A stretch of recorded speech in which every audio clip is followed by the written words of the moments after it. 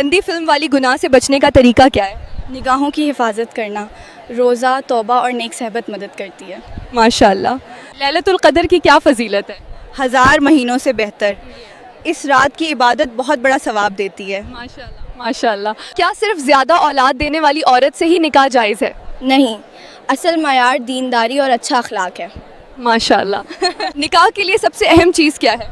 دینداری اور اچھا اخلاق، حدیث میں اسی کو اصل معیار بتایا گیا ہے۔ ماشاء اللہ۔ رمضان میں دعا کا کیا مقام ہے؟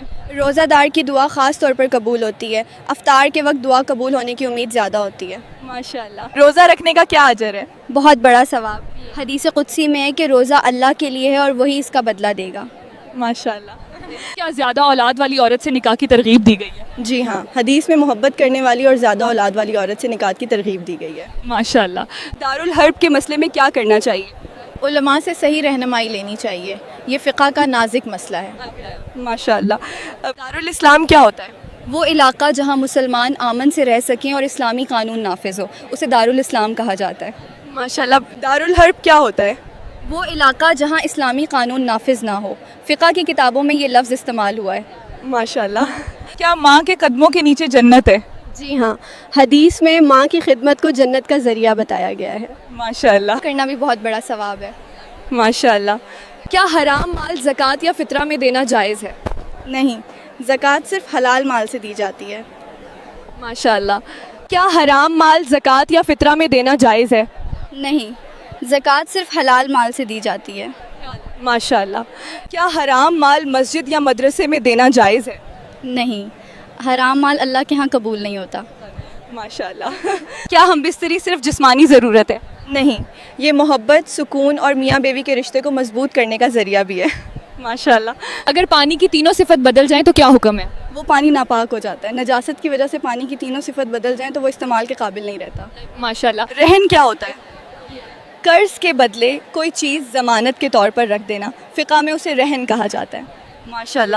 کیا رہن رکھی ہوئی چیز سے فائدہ اٹھانا جائز ہے؟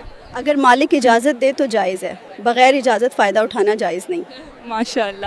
کیا ایسے پانی سے وضو یا غسل کرنا جائز ہے جس کا رنگ، بو اور مزہ بدل گیا ہو؟ نہیں، اگر نجاست کی وجہ سے تینوں صفت بدل جائیں تو اس پانی سے وضو اور غسل جائز نہیں۔ ماشاء اللہ۔ اگر پانی کا رنگ، بو اور مزہ بدل جائے تو کیا وہ پاک رہتا ہے؟ اگر یہ تبدیلی ناپاک چیز کی وجہ سے ہو تو پانی ناپاک ہو جاتا ہے۔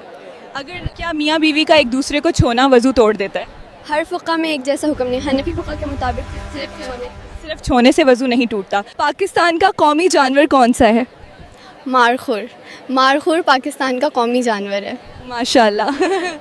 کیا ہم بستری کے دوران مانع حمل طریقہ استعمال کرنا جائز ہے؟ جی ہاں، اگر دونوں کی رضامندی اور کوئی نقصان نہ ہو تو مانع حمل طریقہ استعمال کرنا جائز سمجھا جاتا ہے۔ ماشاء اللہ۔ کیا ہم بستری کے لیے کوئی خاص دن مقرر ہے؟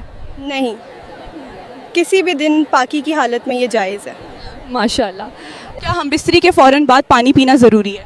ضروری نہیں، یہ شریعت کا حکم نہیں بلکہ صرف صحت کے لحاظ سے کچھ لوگ تھوڑی دیر بعد پانی پینا بہتر کہتے ہیں۔ ماشاء اللہ۔ کیا بچے کی پیدائش کے فوراً بعد ازدواجی تعلق قائم کرنا جائز ہے؟ نہیں، جب تک نفاس کا خون بند نہ ہو جائے اور عورت پاک نہ ہو جائے اب تک ازدواجی تعلق جائز نہیں ہوتا۔ ماشاء اللہ۔ کیا بیوی کو ازدواجی تعلق کے دوران تکلیف دینا جائز ہے؟ نہیں، اسلام میں میاں بیوی کو ایک دوسرے کے ساتھ نرمی، محبت اور رحمت سے پیش آنے کا حکم دیا گیا ہے۔ ماشاء اللہ۔ کیا عید کی رات میاں بیوی کا قریب ہونا منع ہے؟ نہیں، عید کی رات بھی میاں بیوی کے لیے ایک دوسرے کے قریب ہونا جائز ہے۔ ماشاء اللہ۔ کیا رمضان کی راتوں میں میاں بیوی کا قریب ہونا جائز ہے؟ جی ہاں، افطار کے بعد سے سحری تک میاں بیوی کے لیے ایک دوسرے کے قریب ہونا جائز ہے۔ ماشاء اللہ۔ کیا ایک بار کے بعد دوبارہ قریب ہونے سے پہلے وضو کرنا ضروری ہے؟ ضروری نہیں، لیکن وضو کر لینا بہتر اور سنت سمجھا جاتا ہے۔ ماشاء اللہ۔ کیا جمعے کے دن غسل سے پہلے میاں بیوی کا قریب ہونا جائز ہے؟ جی ہاں، اگر اس کے بعد جمعہ کا غسل کر لیا جائے تو اس میں کوئی ممانعت نہیں ہے۔ ماشاء اللہ۔ کیا ہم بستری کے بعد فوراً غسل کرنا ضروری ہے؟ فوراً ضروری نہیں، لیکن نماز پڑھنے سے پہلے غسل کرنا ضروری ہوتا ہے۔ ماشاء اللہ۔ اگر پانی نہ ملے تو کیا کیا جائے؟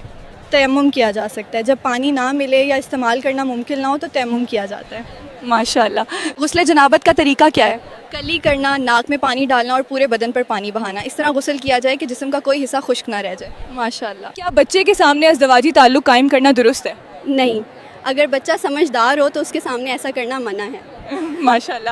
کیا بغیر وجہ اللہ کی قسم کھانا درست ہے؟ نہیں، اللہ کی قسم صرف ضرورت اور سچے معاملے میں ہی کھانی چاہیے۔ माशाल्लाह। क्या कुबला की तरफ रुख करके इज़्दिवाजी ताल्लुक़ कायम करना दुरुस्त है? उससे बचना बेहतर है, कुबला का अदब करना चाहिए, इसलिए उस तरफ रुख या पीठ करके ऐसा करने से परहेज़ करना बहुत समझा जाता है। माशाल्लाह। किसी रोज़ादार को इफ्तार कराने का क्या सवाब है? रोज़ादार के बराबर सवाब, अफ्तार कराने वाले को भी उतना ही सवाब मिलता है। माशाल्लाह। क्या शादी की पहली रात हमबिस्तरी ज़रूरी है? नहीं, ये कोई फ़र्ज़ या ज़बरदस्ती नहीं है, मियाँ बीवी की सहूलत और बाहमी रजामंदी ज़्यादा अहम है। माशाल्लाह। क्या हम बिस्तरी के दौरान बातें करना मना है? नहीं, ज़रूरत के मुताबिक बात करना जायज़ है, लेकिन फ़जूल या बहुत ज़्यादा बातें करना बेहतर नहीं समझा जाता। माशाल्लाह। क्या मुख्तलिफ हालत में इज़्दिवाजी ताल्लुक़ कायम करना जायज़ है? जी हाँ, अज़दवाजी ताल्लुक़ मुख्तलिफ हालतों में कायम किया जा सकता है, लेकिन आराम और सेहत के लिहाज से मुनासिब तरीका इख्तियार करना बेहतर समझा जाता है। माशाल्लाह। क्या बीवी के जिस्म को देखना जायज़ है? जी हाँ, मियाँ बीवी एक दूसरे के पूरे जिस्म को देख सकते हैं क्योंकि वो एक दूसरे के लिए हलाल हैं। माशाल्लाह। क्या रहन रखी चीज़ से बग़ैर इजाज़त फ़ायदा उठाना सही है? नहीं, ये अमानत में ख़यानत मानी जाती है। माशाल्लाह। क्या लड़की का अपनी शर्मगाह में उंगली डालने से रोजा टूट जाता है? अगर मणि निकल जाए तो रोजा रखना जरूरी होती है? माशाल्लाह।